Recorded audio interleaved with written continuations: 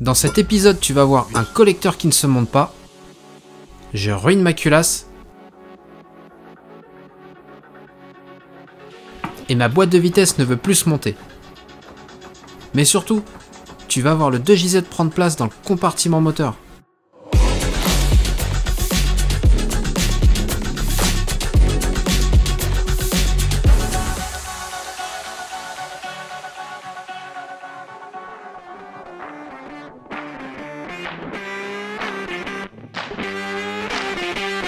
Bonjour à tous et bienvenue dans ce nouvel épisode du Tétanos Garage.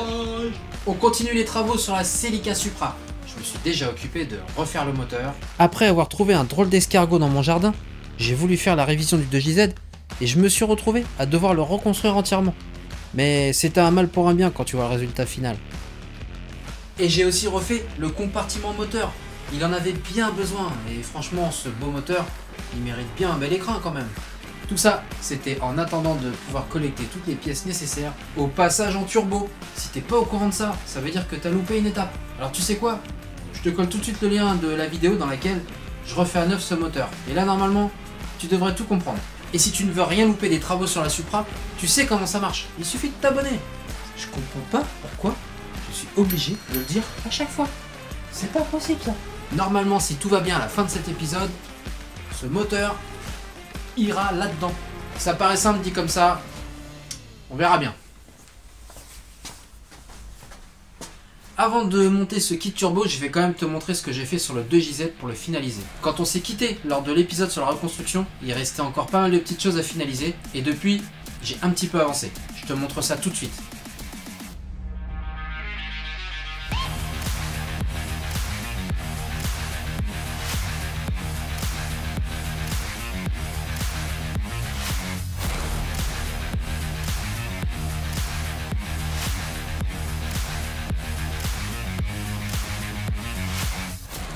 J'ai notamment refait l'alternateur.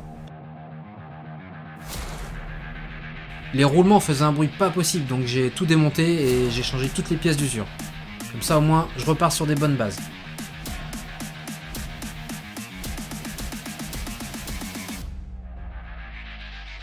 J'ai fait exactement pareil pour la pompe de direction assistée.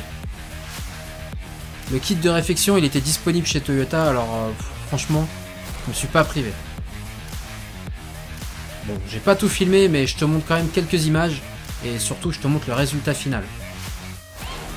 Et j'ai aussi avancé sur pas mal de petits détails comme par exemple les durites d'eau, les durites d'air. J'ai mis des protections sur les faisceaux, donc ça c'est purement esthétique, mais ça fait quand même plus propre. J'en ai aussi profité pour remonter la boîte de vitesse.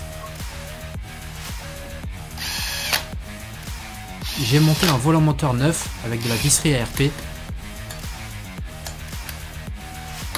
Et l'embrayage, tout ce qu'il y a de plus standard et pas du tout prévu pour un montage turbo.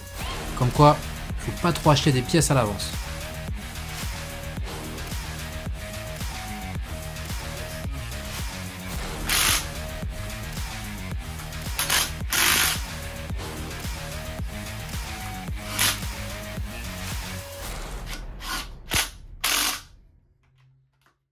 Bon allez, je m'attaque au montage et je vais t'expliquer comment j'ai fait ma sélection de pièces. Garde bien l'esprit que je ne cherche pas une grosse préparation sur ce moteur, dans la mesure où je vais le monter dans une caisse de 1982. Tu sais, le dimensionnement des freins, le pont, les cardans, rien n'est prévu sur cette voiture pour encaisser des grosses puissances. Alors, si je sors 300 chevaux fiables et utilisables sans avoir à bricoler à chaque sortie, eh ben je crois que ce sera déjà énorme. Tu trouves facilement des kits turbo sur internet, mais en général, c'est pour rechercher des fortes puissances. On te vend du rêve à 1000 chevaux, mais je pense qu'il faut rester réaliste. D'autant que souvent, tu vas te retrouver avec un turbo à la qualité un peu aléatoire. Moi, je préfère m'acheter de la tranquillité en choisissant chaque composant. Plutôt que de partir sur un kit complet, j'ai pris l'option de sourcer chaque pièce indépendamment. Pour le collecteur, j'ai opté pour un Loctite, c'est-à-dire qu'il n'a pas forcément les 6 tubes de même longueur entre la culasse et la platine du turbo. Le gros avantage, c'est qu'il prend pas de place. Par contre, tu risques d'être limité à 500 chevaux. Là, je crois que dans mon cas, ça devrait aller.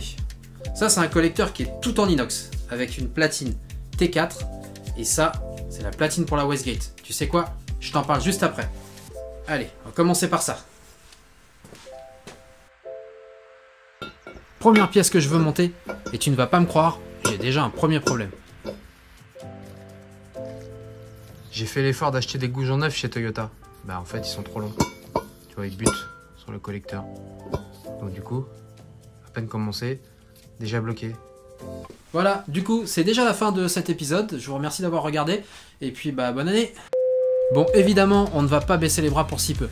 Tu sais, quand tu te lances dans ce genre d'adaptation, il faut t'attendre à ce genre de problème. Pour le coup, j'ai rapidement trouvé une solution chez Toyota avec des goujons plus courts qui sont montés sur un autre modèle. Ce sont les mêmes goujons, mais 15 mm plus courts.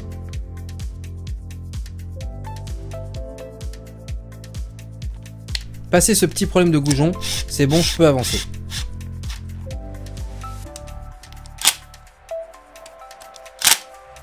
Évidemment, je monte un joint d'échappement neuf.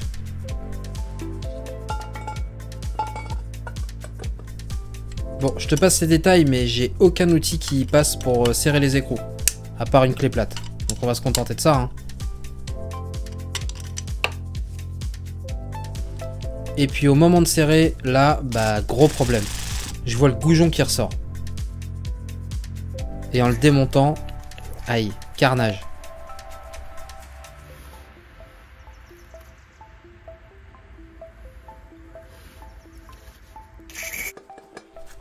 J'ai senti au montage que c'était un peu dur. J'ai déconné, j'aurais dû regarder au lieu de serrer bêtement. Je t'avoue que ce goujon, je l'ai même démonté pour pouvoir mettre le collecteur et ensuite remettre le goujon.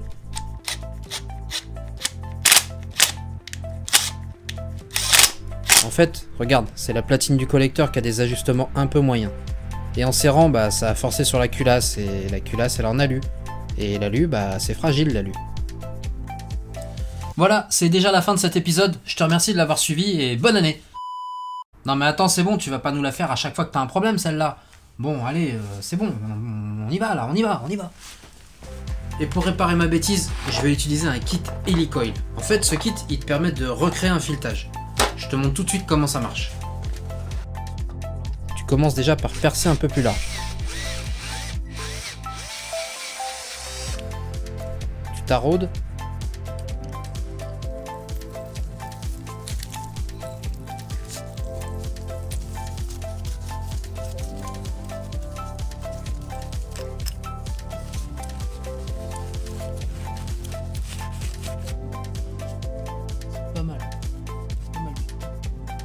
Et ensuite tu vas mettre ce petit insert avec un outil spécial.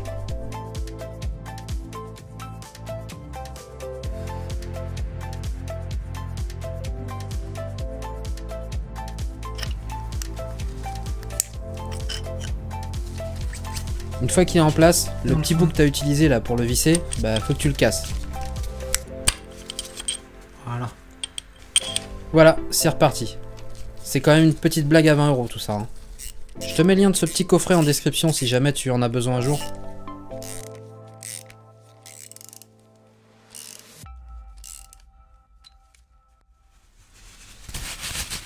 Et voilà.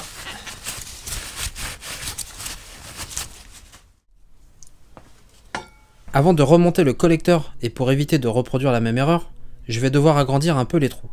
Ça c'est pas cool, je t'avoue que je m'en serais bien passé.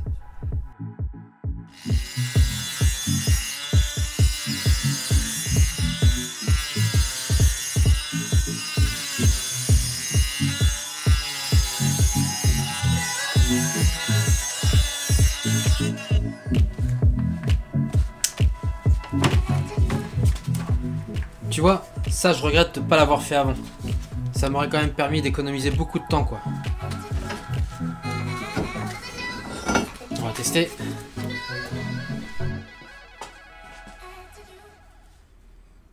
Toi, si tu passes pas, je te jure, je te coupe en deux.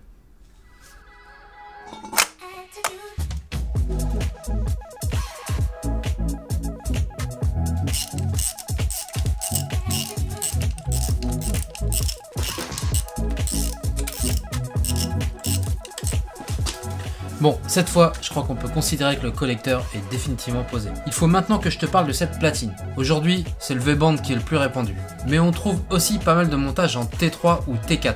Tiens, regarde, je te montre un petit peu la différence de taille entre une platine T3 et une platine T4. Tu vois bien que le T4, il est plutôt adapté à des gros turbos. Mon collecteur, moi, il est en T4, alors que mon turbo, il est en T3. Je vais donc devoir monter une platine d'adaptation. Je m'en serais bien passé pour éviter de créer un potentiel problème de plus, mais c'est pas grave, ça va le faire.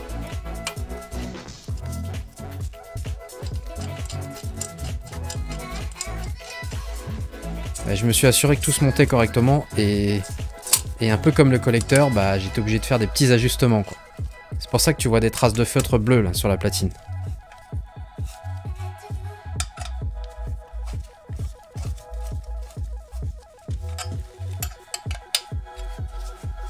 Je vais maintenant pouvoir te parler du turbo. Pour le turbo, j'ai opté pour un Garrett hybride T3 T4. Hybride parce que le corps chaud il est en T3 et le corps froid lui il est en T4. C'est pas un turbo de dernière génération, ça c'est clair, mais il est parfaitement adapté à mes ambitions. En réalité, j'ai surtout eu l'opportunité de pouvoir acheter ce turbo d'occasion et c'est un petit peu le point de départ de tout ce bazar, quoi. Le turbo, il est passé dans les ateliers ARD Works. Il a été refait à neuf. Quand tu connais un peu le sérieux de cet atelier, moi je sais que je peux dormir sur mes deux oreilles. Puissance raisonnable et le turbo devrait charger tôt, c'est exactement ce que je recherche. Tu sais quoi? Je vais faire tout de suite un montage à blanc parce que j'ai trop envie de voir ce que ça donne.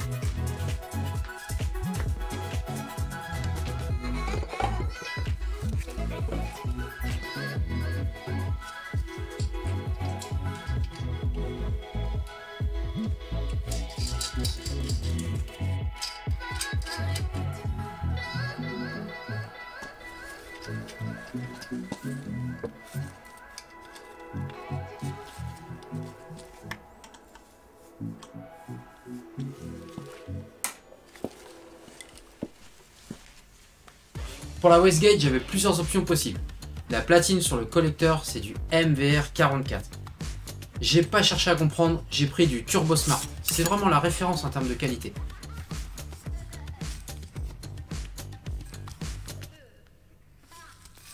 Il existe tellement de copies que j'ai acheté la mienne sur un site sérieux, donc j'ai mis le prix, quoi. Je crois que je vais vraiment finir par ouvrir une cagnotte si ça continue.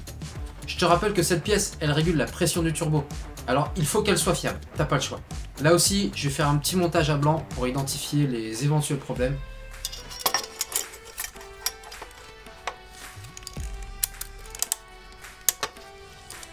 A priori, pas de problème. Il restera à faire une descente d'échappement. Je prévois de faire sortir les gaz d'échappement de la wastegate directement dans la ligne d'échappement, donc forcément, il y aura des petites adaptations à prévoir par la suite. La prochaine étape, c'est l'alimentation du turbo. Le turbo, il a besoin d'huile pour fonctionner correctement. Il faut une alimentation et une évacuation. J'aurais pu faire une belle économie en prenant mes durites sur un site marchand asiatique bien connu. Mais dès que tu mets un peu de pression dans les durites, vaut mieux partir sur de l'assemblée de qualité. Et pour le piquage en huile, en fait j'ai trouvé une solution super simple. Tu vois, ça c'est la vis de fixation de la Modine.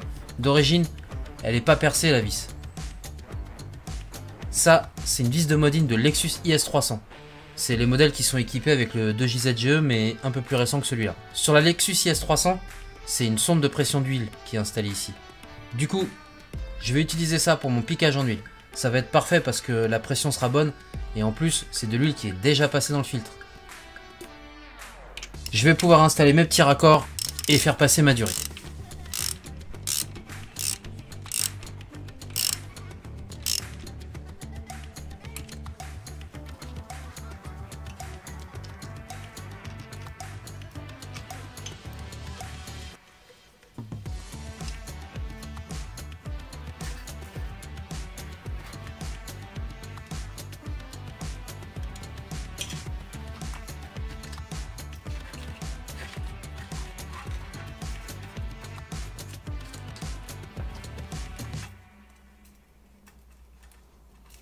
Pour la sortie d'huile, il te faut une durite avec un diamètre suffisamment grand.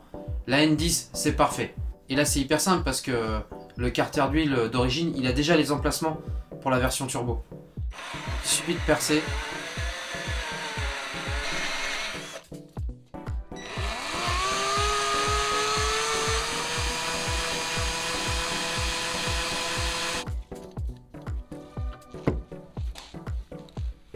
tarauder. Puis ensuite, t'installes une platine.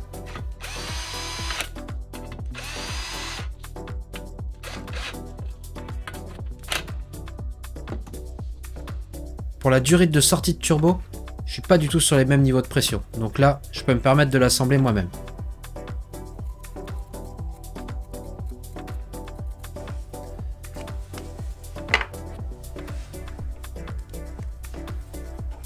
C'est pas très compliqué, ça demande juste d'être un petit peu méticuleux, couper à la bonne longueur, et après de faire en sorte que chaque petit fil d'inox rentre bien dans le raccord.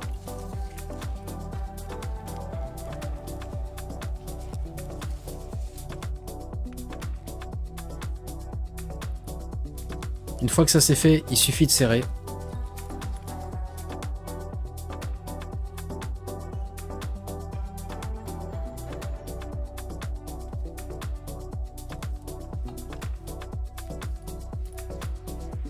Et je peux maintenant remonter tout ça sur la voiture.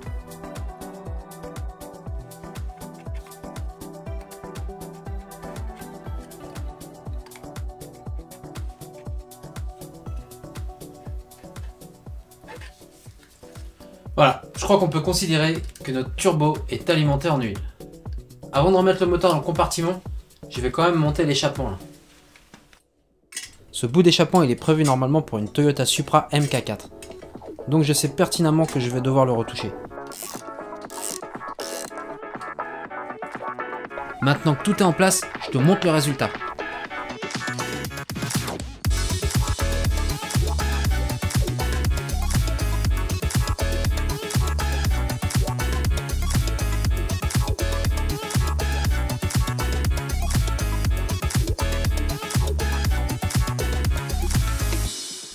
T'as vu, franchement, ça a de la gueule quand même. Bon, qu'est-ce qu'il me reste à faire maintenant?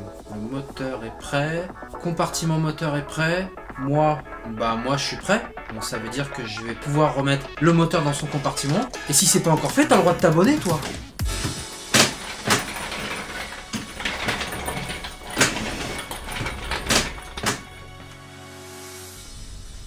Je suis à 2 doigts de chialer tellement c'est beau.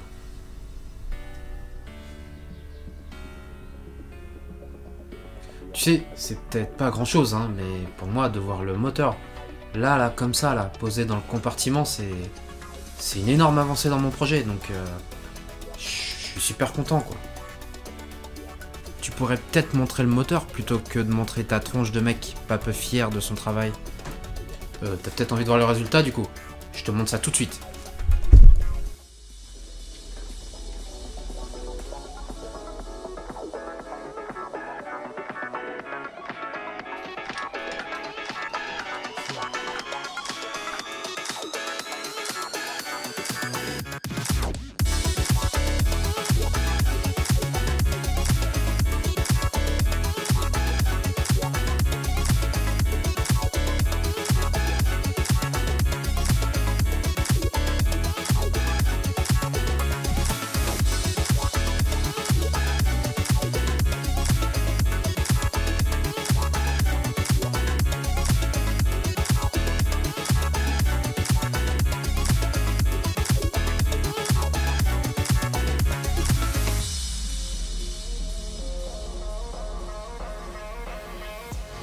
Waouh, c'est carrément énorme, je sais pas ce que t'en penses, mais moi, je suis super content.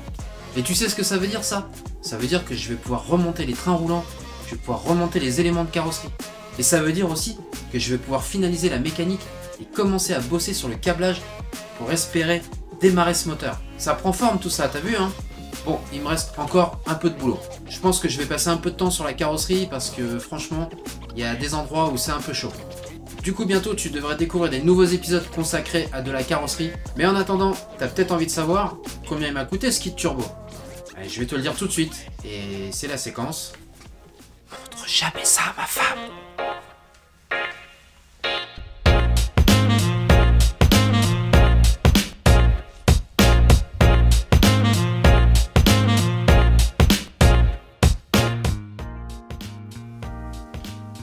Alors là, tout de suite maintenant, je t'avoue que j'ai un petit peu de mal à te cacher ma satisfaction.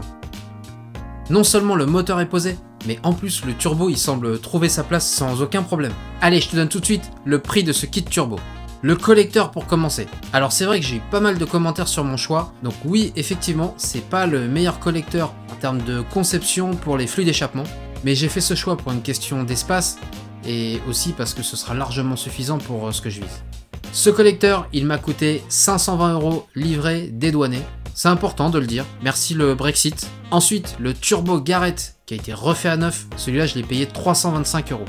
La platine d'adaptation pour passer du T3 au T4, celle-là je l'ai payé 110 €. Tu peux en trouver des moins chères, hein, mais celle-là, elle a l'avantage de vraiment ne pas prendre de place. La Westgate, et là ça pique un peu, je l'ai payé 410 €. Plus cher que le turbo, mais tu sais, à un moment donné, quand tu veux de la qualité, bah t'as pas trop le choix. Les lignes d'huile maintenant, j'en ai eu pour 120 € au total. Et pour finir, tous les accessoires, donc les goujons que j'ai achetés chez Toyota, la petite rallonge là que j'ai mis sous le turbo pour faciliter le démontage, ou encore les différents raccords ou les joints. Tout ça, j'en ai eu au total pour 115 €. J'ai donc dépensé 1600 € que je peux ajouter à mon total qui passe à 13 551 €. Dans le prochain épisode, on va continuer sur de la mécanique. Je vais m'occuper du circuit de refroidissement. Le circuit d'origine, il n'est pas dimensionné pour ce type de moteur. Il va falloir que je trouve des solutions et ça va forcément passer par du sur-mesure. Donc ça va encore mesurer, découper, adapter, enfin bon, ça va encore être un joyeux bazar. Donc le principal, c'est que tu sois au rendez-vous.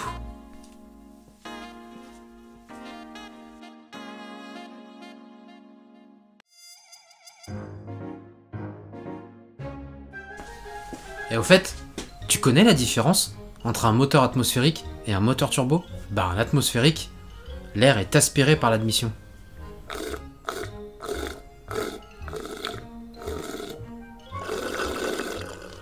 Alors qu'avec un moteur turbo, on va comprimer l'air dans l'admission.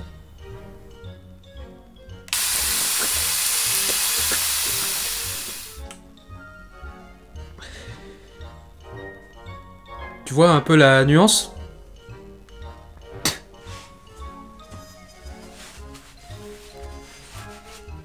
Des fois je me dis, je ferais mieux de bosser sur ma bagnole ou de faire des conneries comme ça.